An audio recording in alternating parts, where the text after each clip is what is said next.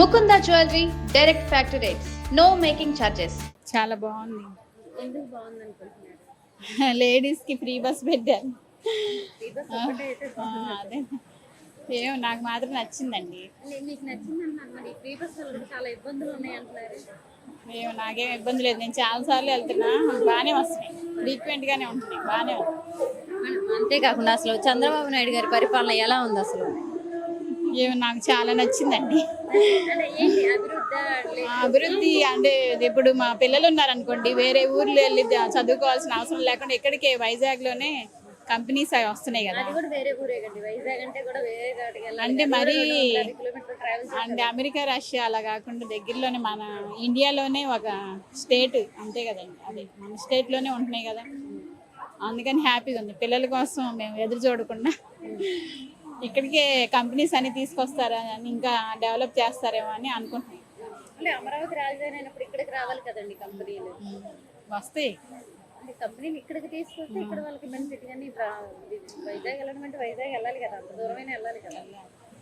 అయినా మనదే కదండి, మన స్టేటేగా, వైజాగ్ కూడా మన స్టేటేగా, మరి వేరేది కాకుండా మన మరి దగ్గరే. ఇదే ఇప్పుడు మరి వైజాగ్ డెవలప్ చేస్తానంటే జగన్మోహన్ రెడ్డి గారు అప్పుడు ఎందుకు నచ్చలేదు మేడం? అంటే చంద్రబాబు నాయుడుకి ఎక్కువ ఎక్స్పీరియన్స్ ఎక్కువ ఉంది కదండి, ఆయనకి అన్నీ తెలుసు కదా, ఆయనే కదా అంతా డెవలప్ చేసేది ఫస్ట్ నుంచి. మన జగన్మోహన్ గారు అంటే మొన్నే కదా వచ్చారు, ఆయన అంటే ఎక్స్పీరియన్స్ కదా.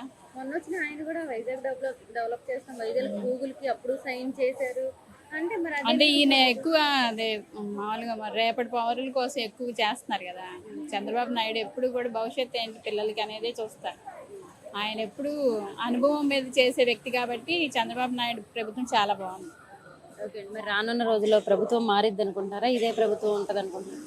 ఖచ్చితంగా మళ్ళీ చంద్రబాబు నాయుడే వస్తాడని అనుకుంటున్నానండి. రాజధాని అందరికి అది రాజధాని. అంతకుముందు రాజధాని నిర్వహణ ఇప్పుడిప్పుడే చేస్తున్నాడు కదా, అది తొందరలో చేయాలని నేను అనుకుంటున్నాను అంతే. అది ఈ 3 సంవత్సరాల పీరియడ్లో ఆయన కంప్లీట్ చేయడం చాలా సంతోషంగా చేసాం. అది నేను అనుకుంటున్నాను, చేస్తారని అనుకుంటున్నా. అది దానికి అంటే ఇది బెటర్ గానే ఉందండి. ఎందుకని అంటారు? అప్పుడు సంక్షేమ పథకాలు అన్ని ఇచ్చారు కదా. ఇచ్చారండి, కొన్ని ఇట్లాగే అందుక కొంతమంది ఇబ్బంది పడే వాళ్ళు కూడా ఉన్నారండి అప్పుడు కూడా. ఓకే అండి, మరి రానున్న రోజుల్లో ఇదే గవర్నమెంట్ ఉంటే బాగుంటుంది అనుకుంటున్నారు. అంటే డెవలప్మెంట్ విషయానికి వచ్చేసరికి డెవలప్మెంట్ ఎలా ఉందండి? అంటే ఇప్పుడు ఉన్నదాన్ని బట్టి అన్నీ డెవలప్ చేస్తున్నారు కాబట్టి రానున్న మేము చూడలేకపోయినా పిల్లలు అభివృద్ధి ఇవన్నీ బాగా చూస్తారని ఆశిస్తున్నాను నేను.